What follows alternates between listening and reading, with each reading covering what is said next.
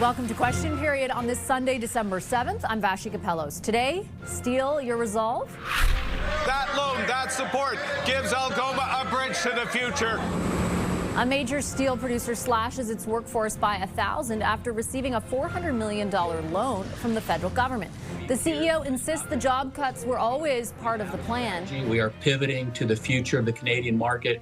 But did the federal government do enough to save jobs here? I'll ask Jobs Minister Patty Hajdu. Then, expiration date? It expires in about a year, and we'll either let it expire or we'll maybe work out another deal. The U.S. president signals he's non-committal about the future of North American free trade, making the comments while flanked by the CEOs of Ford and Stellantis. Prime Minister Mark Carney met Donald Trump in Washington Friday. What happens now? The Sunday strategy session will tackle that. Plus, May Day. I think that bridge has been burned.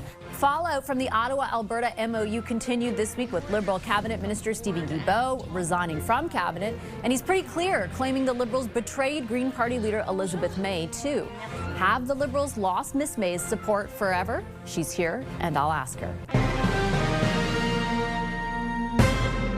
We'll start today with the devastating layoffs in Northern Ontario. Algoma Steel, one of Canada's largest steel producers, is slashing its workforce by 1/3.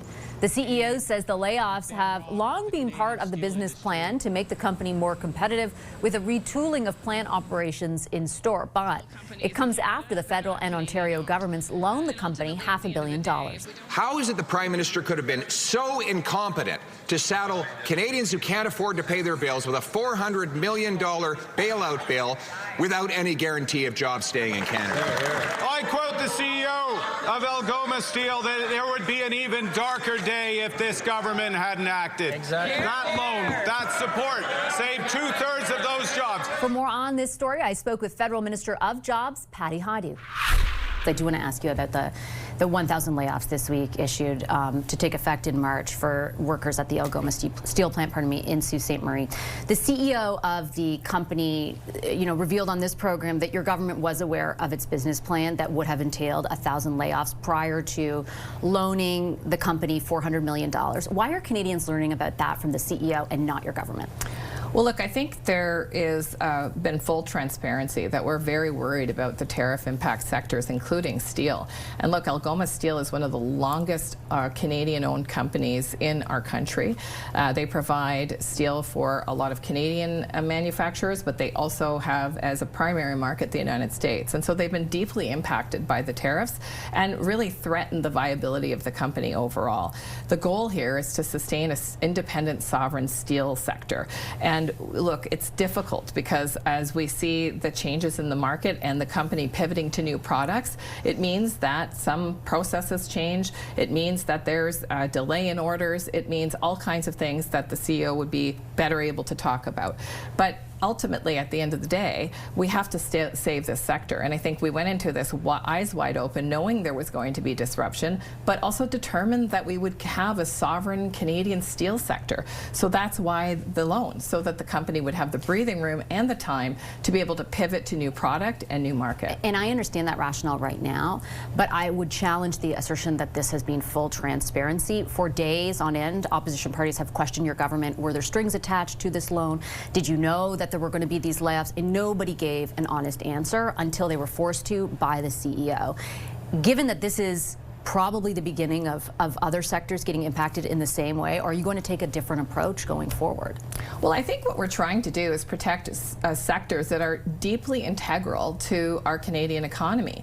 And I think everybody's been really open that this is a really bumpy time. I mean, look, this is a hinge moment, as the Prime Minister said. As sectors that we rely on, that are the foundation of our sovereignty, are under attack. So if you think about steel, I mean, steel, in order to manufacture and produce at the scale that we want to, whether it's in the military, in military procurement, whether it's major projects, whether it's Build Canada homes, we actually have to protect that industry. And so I think politicians are working together across aisles, across governments, to try to do that essential work. In fact, that was another good example of partnering with Ontario to protect this vital industry.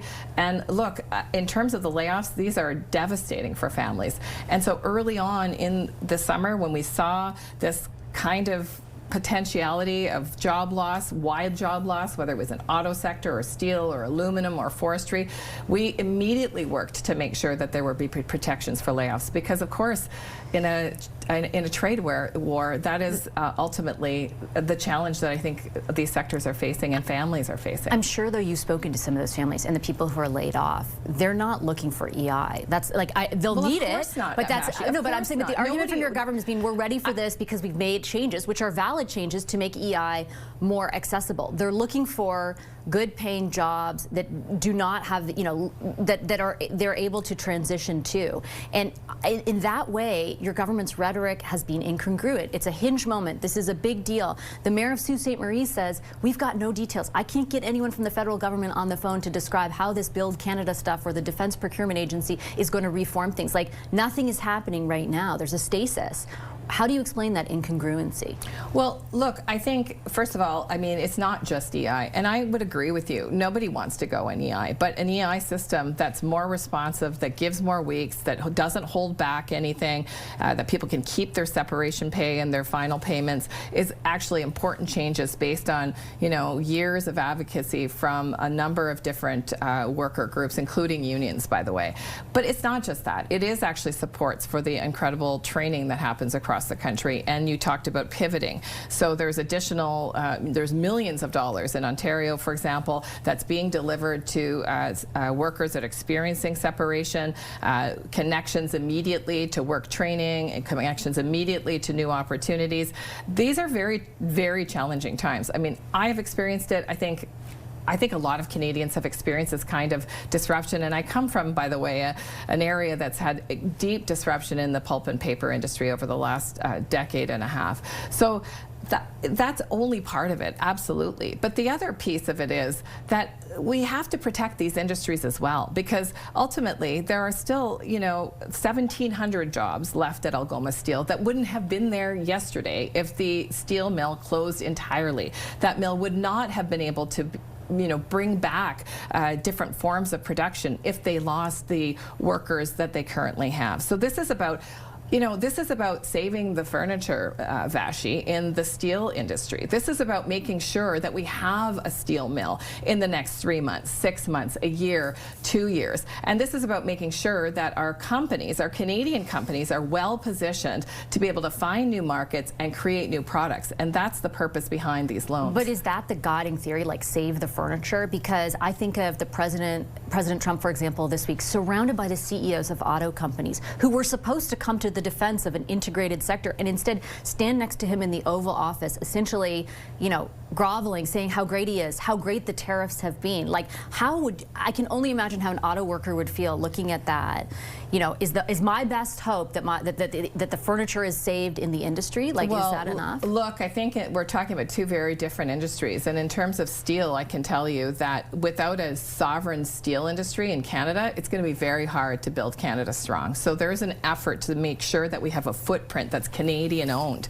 In terms of other international corporations, I think you've heard my colleagues speak that we're going to get our money back, and that's just. Do you really think that's true? I mean, the Stellantis CEO is standing there saying, look how great it is that we're investing all these billions of dollars in America. Well, he doesn't seem to care. Well, look, I can't speak to what his motivations are, but I can tell you that we're going to stand up for Canadian dollars, and we're going to go after that money. Do you think you're actually going to get it? Like, has there been, like, again, you know, this is another case of sort of money that was extended to this company who is basically laughing in our face. Like, it's egregious. I agree with you. It's egregious. But what is the evidence that you're actually going to get that money back? Well, I think again, we have no transparency other than the industry minister getting up in QP saying it's going to come. Look, you'll have to ask her the questions, because I don't have the details at hand in terms of what litigation they're going to pursue, but that will be our effort. We will make sure that we will do everything in our power to get that money back. But I will go back to Algoma Steel, because I think, you know, when we're talking about Canadian companies, whether they're lumber companies, whether they're steel companies, Canadian companies have an important footprint. And we're going to continue to fight for those Canadian companies' viability, because without that, it's going to be very hard to build Canada strong. And so I'm actually really pleased with the work that we're doing in terms of supporting those essential industries all across Canada. It's not going to be easy, Vashi, and that's why we have to take care of workers at the same time. Are you prepared to give Algoma more money if there are more Canadian jobs cut? Look, I think we need to have those conversations one at a time. Algoma Steel has taken out a loan. They have said that they'll be able to use that money to pivot to new product and to new processes that will allow them to reach new markets and new customers. That remains to be seen. We were just talking about data. We're going to want some evidence of that. Okay, I'm going to leave it on that note. Minister, a real pleasure. I appreciate all the time. Thank you very much. Thank you. Coming up, climate climb down. Prime Minister Mark Carney's deal with Alberta Premier Danielle Smith means the Liberals are down a dance partner in the House. Is Green Party leader Elizabeth May's support lost forever? She's here next. I got lots of sympathies for the difficulties of navigating this. But on fundamental principles, I wouldn't have dropped elbows given Donald Trump, and I would make sure we had economic sovereignty built on a decarbonized economy. We could do it. We could still do it until they change directions, make a mid-course correction on this PMO. They won't have my support.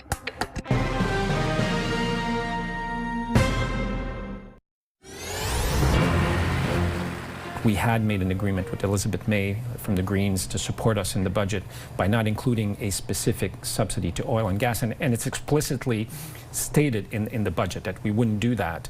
And then we turn around 2 weeks later and we put it in this agreement with Alberta. I don't think she will support us moving forward. I think that bridge has been burned. Liberal MP Stephen Guilbeault says his government's betrayal of Green Party leader Elizabeth May contributed to his decision to resign from cabinet. May's support for the federal budget was a key ingredient to it passing and the government staying in power. But is her support now gone forever? Miss May joins us now. Hi, Miss May. Good to see you. Thank you very much for making the time. Well, thank you, Vashi. So Mr. Guilbeault this week on another program of mine did say very specifically, and I wanted to quote him, that he feels his government has now burned its bridge with you. Is that the case? Well, it certainly seems that way, but I'm a bridge builder, and I never say never, but we were specifically, and there were 2 rounds of negotiations with me, and the first one led to it being in black and white in the budget that there would be no federal subsidies for what's called enhanced oil recovery. And then less than 10 days later, that was specifically promised to Danielle Smith that there would be federal subsidies for producing more oil. This was obviously devastating for me, but I think it may have been more devastating for Stephen Guilbeault. Did anyone from the Prime Minister's office advise you that they would be going back on what was spelled out in the budget as far as what you just explained in the MOU, and or did they contact you since? No, to both questions, no. What does that tell you? I think they made a calculated choice for the sake of, I don't know, at the moment, for the sake of the country, I suppose. Have to hope that they guessed right. For the sake of climate action, and since my country is located on planet Earth and climate action does matter, they made a calculated choice. Time will tell if they were right. They decided that Stephen Guilbeault in cabinet was less important than inking a deal that I think got Canada basically nothing. Inking that deal with Danielle Smith was more important than how I might feel about the Carney PMO, and more important than having Stephen Guilbeault remain in cabinet. I understand when you say, I take the point that, you know, at the time you did what you thought was right.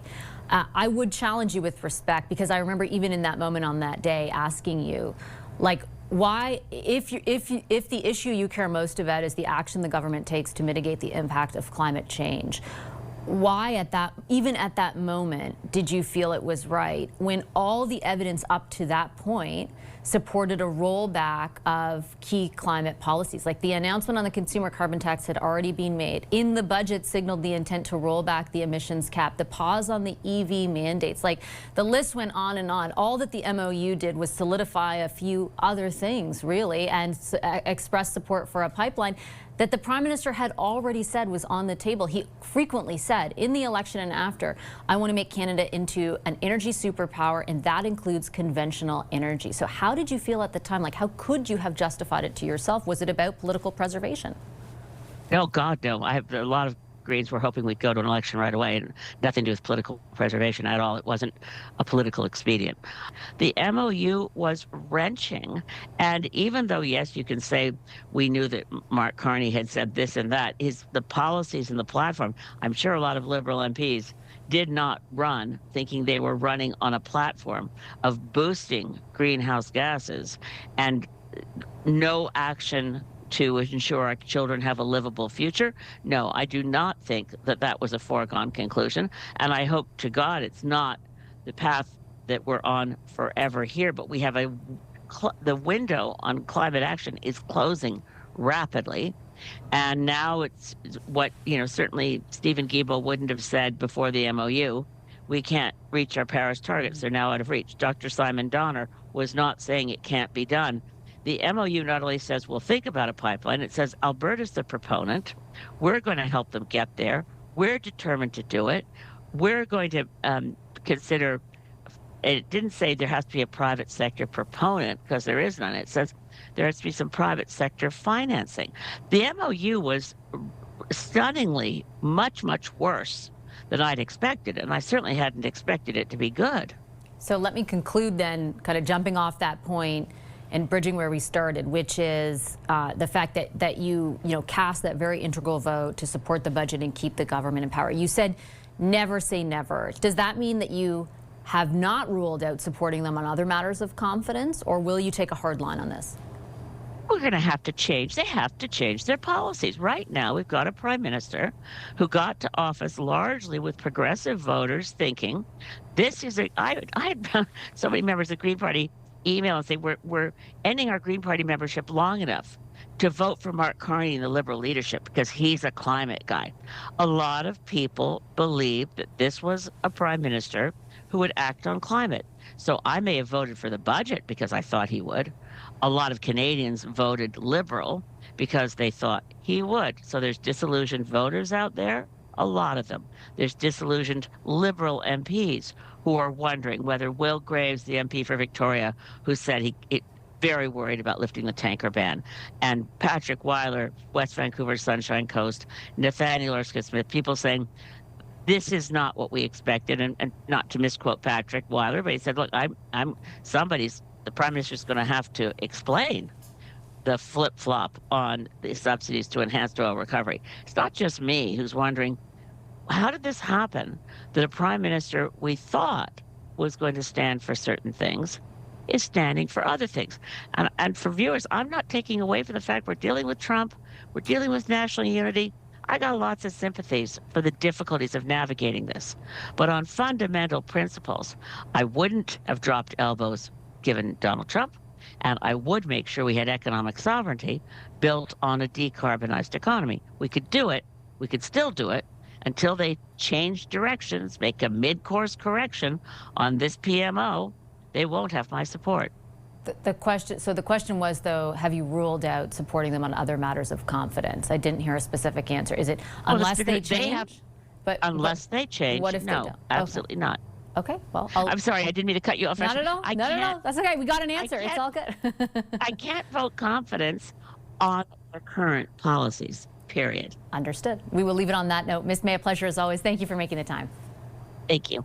Coming up, soccer and trade. The Prime Minister met with Donald Trump in Washington this week on the sidelines of the FIFA World Cup draw. The tete-a-tete happened after the U.S. President raised the prospect of allowing CUSMA to expire. Is Canada in for more pain on the trade front? Our Sunday strategy session is here next to talk about that.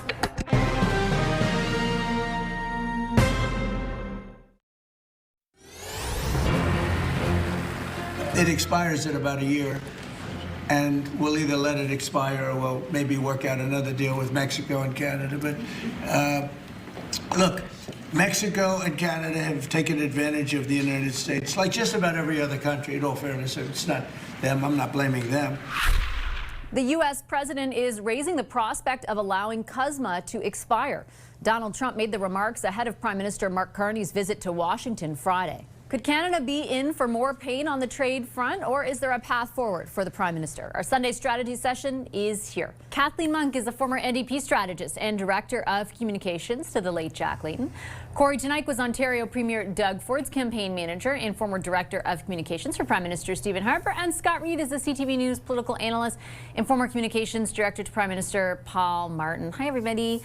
Scott, I'll start with you. Lots of hearings taking place this week in Washington around CUSMA, and then the president, taking the opportunity, standing next to the CEOs of the big auto companies to raise the specter of the end of CUSMA if he so chooses. How worried would you be? Very, 100%. Battle shields, everybody up. I think, Donald Trump has been consistent on this point. He's consistent on virtually nothing in his whole life or any of his policies, any of his communications, but he's consistent on this. He does not like multilateral trade deals. He feels that disadvantages the United States. Doesn't frankly like free trade deals whatsoever. He wants bilateral deals, one with Canada, one with the U.S., where he can introduce a whole raft of new sectoral tariffs and where he thinks he has maximum leverage and advantage in those discussions. So I hope that domestic political opinion weighs down on Donald Trump over the course of the coming months and year to the point where he has to retreat. But right now, very worried. And I think we're in for a very tough 2026 as we wrestle with the bear that is Donald Trump. It's interesting because obviously the sectoral tariffs are very punishing, Corey, and we see the damage that they have inflicted as recently as this week with those layoffs at Algoma. But we also see evidence through employment numbers in the aggregate, GDP data for the latest quarter that shows there's a resiliency to our economy, maybe more than anticipated, largely due to the fact that CUSMA does remain in place for 85% of the trade that we do. What does that tell you about its significance? Well, it's our most important trade deal in the world. It's with the country that we do the most trade with. So, you can't overstate how important it is. I really, though, I'm much more optimistic than Scott is around this. I think that we're seeing signs of rising unpopularity in Trump. He's polling at the lowest level he has since he got into the White House, and one of the lowest levels in the history of presidential polling. Frankly, he's at like 36% approval. So I'm a lot more optimistic that the headwinds around declining jobs in the manufacturing sector in the United States, concern about cost of living, unpopularity of tariffs in the U.S. public, all of those things, are piling up, and I think are going to be, strong headwinds against, what the president would like to do, which I agree he would like to get rid of CUSMA. It's just not something that he can do on his own. He needs congressional approval, and I just don't think he's in a position to get it today.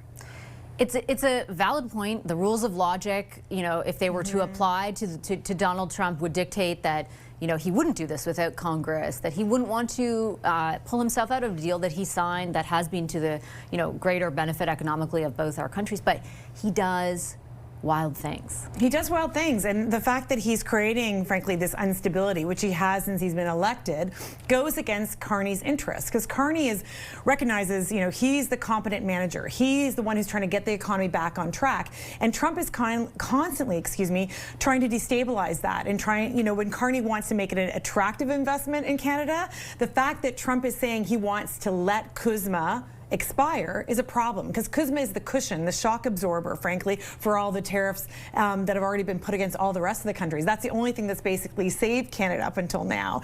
And I think it's going to be a hard table to be at. Arguably, it's going to be easier for Canada to beat maybe Qatar or Switzerland at the FIFA Cup than it will be to beat Trump at the CUSMA table, at the negotiation table. So I think you have to take it seriously, even if, as Corey rightly points out, Trump is facing, a more difficult political landscape in the States, because this has real economic knock-on effects in Canada. I want to talk a little bit about the domestic communications around all of this, because I thought some of the exchanges this week in the House of Commons, which I'm sure everyone was peeled to, were kind of interesting insofar as I mentioned, Scott, you have some data at the macro level that shows the resilience of our economy. It's actually not, job growth, for example, even if part-time, or economic GDP growth, even if due to oil exports and weapons system. But still, we had been anticipating something much worse. At the same time, you see 1,000 people laid off 3 weeks before Christmas. You see Stellantis kind of, the situation there degrading by the minute. I listened to the Prime Minister at one point who said, wages are up, inflation is down, life is good in French. How difficult is this for the sort of dual track of economic realities? How difficult is it to communicate around? Extremely difficult, because when you're in government, you want to provide people with a sense of hope, but you must be measured. Otherwise, you sound like you don't get it. You don't understand the concerns, the anxieties, the worries that they have, and that you are disconnected from the electorate, and that's poison. So it's a very tricky challenge. And, you know, we look at these numbers this week, and I'll tell you, like, as the son of a woman who was a plant worker who faced layoffs, I can remember when my mom would get those layoff slips, and then, you know, you wait around 8 weeks later, maybe the line gets hired back. Like, those are tough times to work, to live through. And when you watch what happened, you know, to Algoma this week, the worry you have to have about 2026 and CUSMA is that we all across the country in multiple sectors become the Sioux.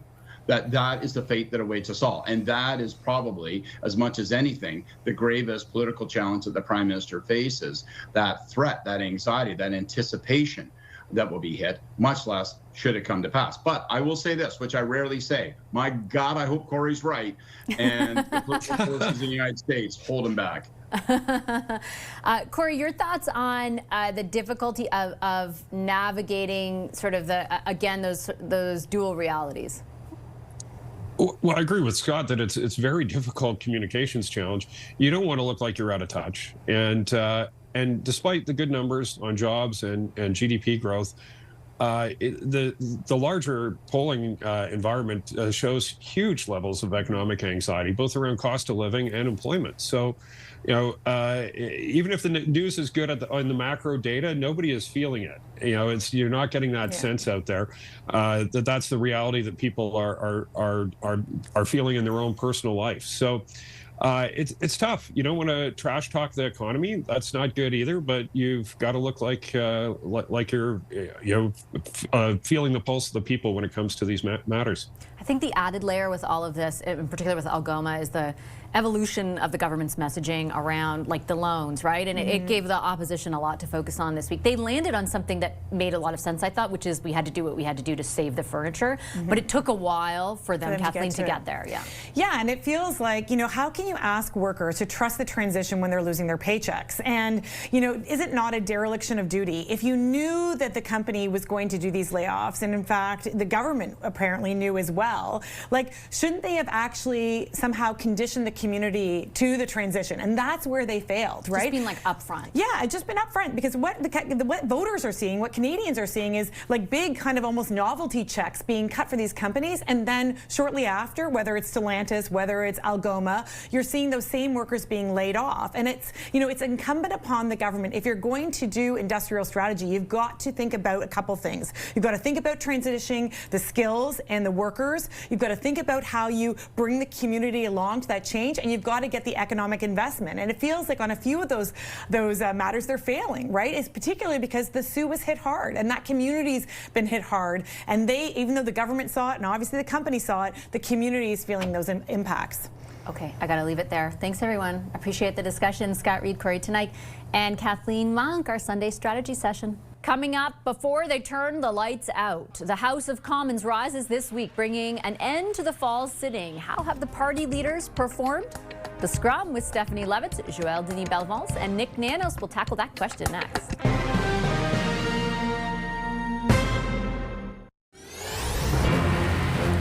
Welcome back to Question Period on this Sunday. The House of Commons is scheduled to rise this week, bringing to a close a busy and eventful fall sitting. Conservative ranks shrank by one after the Liberals convinced a Conservative MP to cross the floor. Then the Prime Minister lost a cabinet minister, with longtime environmentalist Stephen Guilbeault quitting in protest over the government's MOU with Alberta.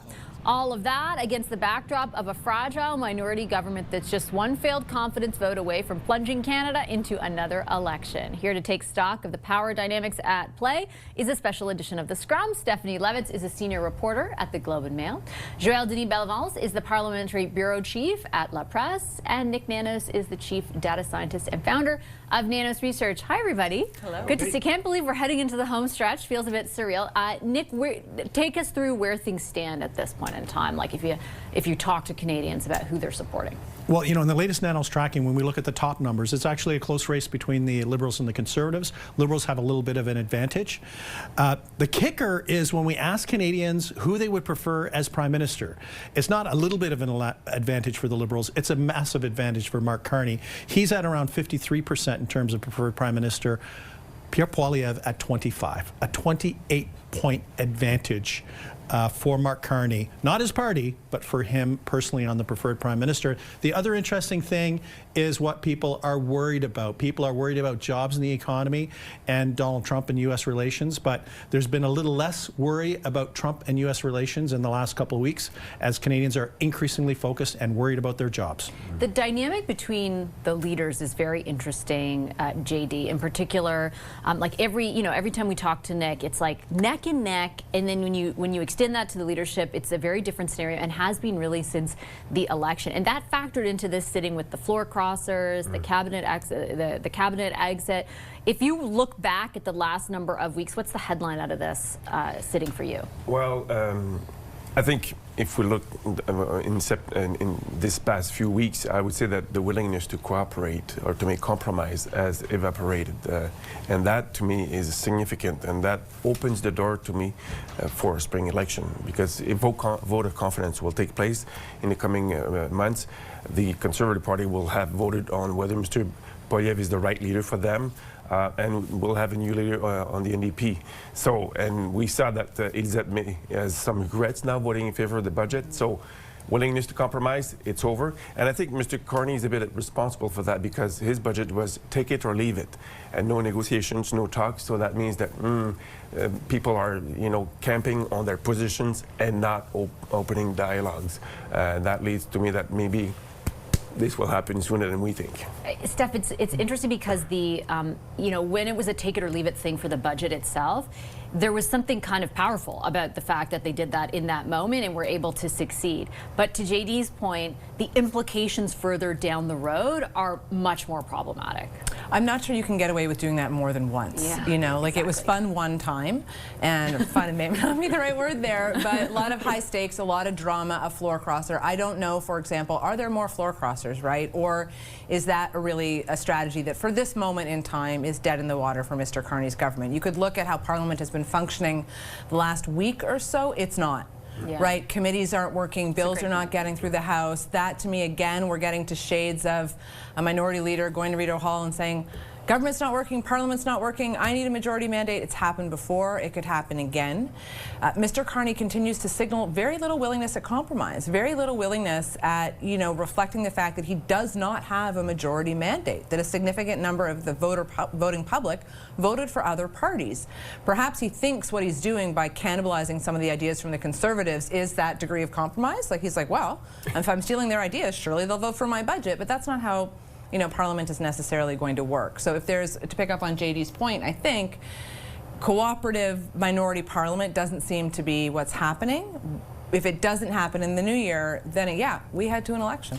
I think the calculation maybe is multifaceted, but primarily driven, in the case of the Prime Minister and the people around him, by the fact that they think if there were an election tomorrow, they would have a more successful result than they did in the previous one, Nick. Yeah. But things can change. The Liberals won the last election not by defending their record. The Liberals under Mark Carney won the election because of Donald Trump, period, full stop. And now Mark Carney is governed for a little bit. He's going to have to defend what's happened or what's not happened in terms of what he's accomplished at since he was elected. And the thing is, I think for the Liberals, the Liberal path to victory is with the NDP collapsing and staying really low, and for the election to be about Donald Trump. The Conservative path to victory is for the NDP to somehow have some life in order to split the vote, and that for the election to be about jobs in the economy and how Mark Carney has not delivered on the promises at the pace that he told Canadians earlier this year. It feels like the latter half of that argument will be easier to pitch than the resurgence of the NDP, which best case scenario, JD, will take a little bit of time. Where the Conservatives are concerned, what are you watching for heading into that leadership review? Well, what Mr. Poilievre will be telling his base to keep his job. And I don't think that there's any question that he will keep his job as a Conservative Party leader. But moving that from, will Mr. Poilievre be able to pivot and talk to the broader Canadian electorate and be able to accumulate some goodwill, so some good points with the electorate? That's the key question. And going back to what the poll of Nick Nanis is saying, the gap between Mr. Poilievre and Mr. Carney as best prime minister is so big that he will need some time to build on that and try to reduce that gap. It may take a few more than a few weeks to do that. An election campaign events go so fast that Mr. Poilievre might, be in difficult position, but still, I think he will win that leadership vote hands down. What are you watching for as they head into that leadership review, Steph? Yeah, I think a couple of things. I think that Mr. Poilievre, although I agree with JD that I don't think he's not going to win it, he does have to show, even though he says he doesn't, some degree of contrition to the base, some degree of acceptance for the election results that didn't go entirely their favor. From a policy perspective or a party governance perspective, it sounds very weedy. It doesn't really matter, but this is a powerful grassroots party, and they have muscle to flex when they want to flex it. So one of the things I'm looking for is what a deal sounds too nefarious. What does Mr. Poilievre offer them? Is it a policy platform idea? Is it reform to the nominations? Is it something that lets him stay on as leader of a party, of an organism, right? Like an organ of government, I guess, for lack of a better word. I think the second thing, to just build on what JD said, is coming out of that leadership review, Mr. Poilievre himself acknowledges that maybe he is not the most beloved political figure on the landscape right now. Everyone says that. They have a new campaign manager in place now, Steve Outhouse. How are they going to start building out Team Poilievre? Right. Because Mr. Poilievre cannot turn into a magically different person between now and the next election, but he does have around him capable, competent people that perhaps they can start pushing forward, showcasing them, and giving people a taste of what not just Prime Minister Poilievre would look like, but what would a Poilievre government look like? Yeah, I think I agree with Stephanie 100% on the Team Poilievre, because I think that helps. I think beyond that, just looking at the numbers, for the people that are voting Conservative, they hate the Liberals, they hate the last 10 years, they just want the Liberals out. I don't think Pierre Poilievre has to apologize. I don't think he has to change. I think he has to show that there might be some people around him that suggest that it is a government, not a prime minister in waiting, because he's trailing on the prime minister front, that the Conservatives are a potential government alternative and a government in waiting, and to hope that somehow the Liberals mess things up, because in most elections, they're lost. And if the next election is about Pierre Poilievre, he will lose. If it is about Mark Carney and the beginning of the first year of his mandate, then Mark Carney could lose in that instance. Okay, well, I'm ready for not a Christmas election, but a spring one. Thanks for this discussion. Thanks, everybody. Nick Nanis, JD Belmos, and Stephanie Levitz. When we come back, as the global economic order ruptures, Spain is looking to boost trade and investment with Canada. Spain's Minister of Economy and Trade will be here after a short commercial break.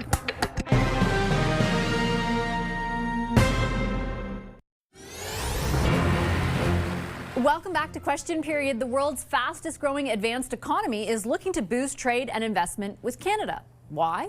Carlos Cuerpo is Spain's Minister of Economy, Trade and Business. Hi, Minister. Pleasure to meet you. Pleasure to welcome you to our studio here. Thank you for making the time. Thank you very much for having me. This is your second trip in about a year to Canada. Why Canada?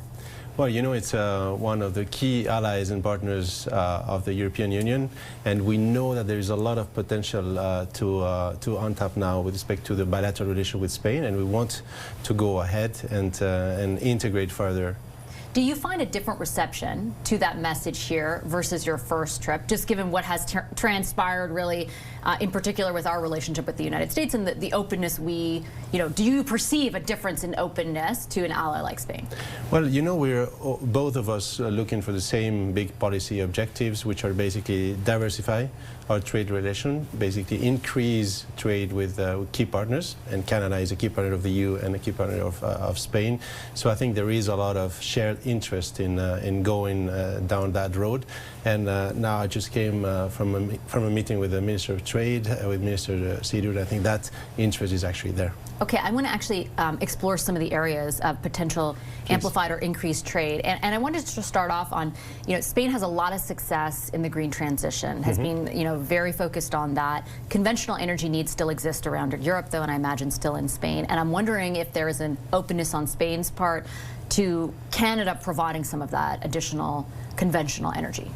Well, you know, we are the entry port in terms of LNG to Europe. We have 6 LNG ports providing for more than 25% of the total LNG gas that comes into Europe. So more than open for it. Basically, now that we are in the process of diversifying away from Russian gas, that's a natural match, and lots of synergies can be found there.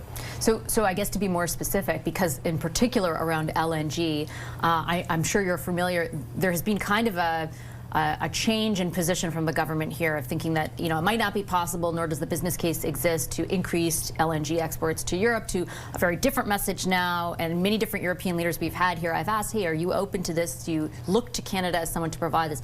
Very specifically on LNG, do you think Spain could take in LNG from Canada? Like, do you see that as a distinct possibility? Well, that's an open avenue, as I just said. We are an entry port to the European Union, and there's a lot of synergies to be found there. But it's LNG, it's green hydrogen, it's the increase in the share of renewables that is happening in Spain, and also as an objective here in Canada. So many avenues within the energy sector to be partnering. Another area of trade in which Canada's posture appears to have changed is around defense. And certainly the most recent budget here shows a very significant increase in expenditures on defense.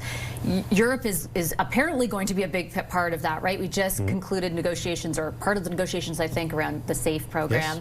Yes. And I wondered, so first of all, I wanted to ask about that program, and I'm not sure how much you can speak to it, but we have a certain amount of money that we're investing up front, and then there'll be an annual cost to participate. There has been some reporting so far saying, well, our amount was much smaller than the UK's, and the UK talks broke off. Like, is the amount of money that we're spending to participate in this program commensurate, in your view, with what Canada will get from it? Like, will it be diminished, or do you think potential for more exists? Well, there is a huge potential. I think, again, that's an area where we're both entering the same, or walking the same path, which is increasing our efforts in terms of defense and security spending and investment in the EU, but in Canada and in Spain as well. You know, we had this target of reaching 2% of GDP in terms of defense spending by 2029 in Spain, and we did actually bring it forward to 2025.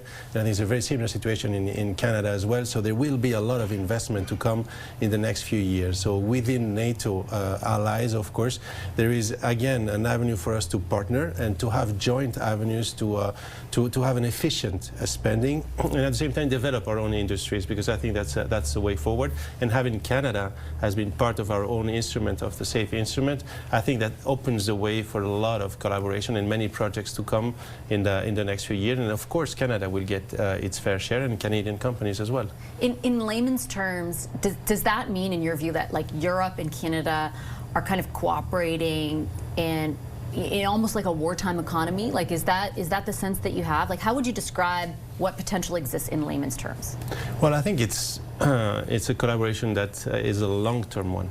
So again, we are all somehow internalizing the need to increase or to step ahead in terms of reducing our dependencies on other providers of defense and security for the obvious reasons. And on that front, it's not just a wartime effort, it's a long-term effort that will provide also, as I said, for the development of our own industries. There's a lot to be gained in this investment in security and defense, also when it comes to dual use innovation that comes out of all those big investments. And I'm sure that there will be a win-win situation with respect to the participation of joint collaboration between Canada and the EU. Where do you see Canada relative to other trading partners in that area? In defense? Yes. Specifically, well, I think it's, with respect to the EU, there's an advanced collaboration framework now that has been established, and having Canada participate in SAFE really provides for Canada as a front runner within this EU framework that has been developed, and also as a key NATO ally, of course. There's been some reporting in this country about Spain's success when it comes to economic growth, and in particular the IMF, for example, saying that Spain will be the fastest growing advanced economy. For the second year in a row. For the second year in a row, correct. You would know better than I do. What is the key ingredient, in your view, to that economic growth? Well, you know, I'd like to say that we have a balanced growth model, which means that on the one hand we have big investment and reform agenda for the past 7 years, and that is combined with a social angle. So we're protecting welfare state, we're protecting, of course, affordability, purchasing power of our citizens, and then the third pillar is fiscal responsibility. So after responding to COVID, debt and deficit to GDP ratios are going down, so we have confidence from analysts, markets, so we're protecting our citizens and we're boosting growth. That's somehow growing, but with a specific purpose. So how do you maintain the fiscal responsibility end of that? Because we have a lot of similarities in Canada, but at times protecting, for example, the social programs that you describe have come at the expense of the fiscal situation. So like, what is your best advice for being able to do all of those things at once? So you know, we had a clearly expansionary fiscal policy to get out of COVID. And that was a very differential response to previous crises, and that did allow us to basically get out of it unscarred and growing out of debt as well. So now, with a specific element of fiscal responsibility, we are in a very good place, which is reduction of debt through the denominator, through the increase in GDP, but also through fiscal responsibility. This year, we will have 2.5% of deficit to GDP. That means that if you remove the expenses around interest rates, interest from debt, we will be in surplus. So we will be contributing as a positive snowball effect to the reduction of debt, thanks to the decrease in the numerator, so the fiscal responsibility, and the increase in growth. So both of them are now contributing positively. So we're growing out of that and being responsible fiscally in the medium to long run, so that again we can have these positive elements, this positive confidence. And when you look at, for example, markets, they're betting also for Spain, and we know that the spread, for example, in terms of our debt in the financial markets with respect to Germany is at minimum levels since 2008, 2009. Okay, I have to leave it on that note. I'm out of time. Thank you for your time, Minister. A real pleasure. Of course, my pleasure. That does do it for us this week at Question Period. Thank you so much for watching. I'm Vashti Capellos. I look forward to seeing you tomorrow on Power Play. Have a wonderful rest of your weekend.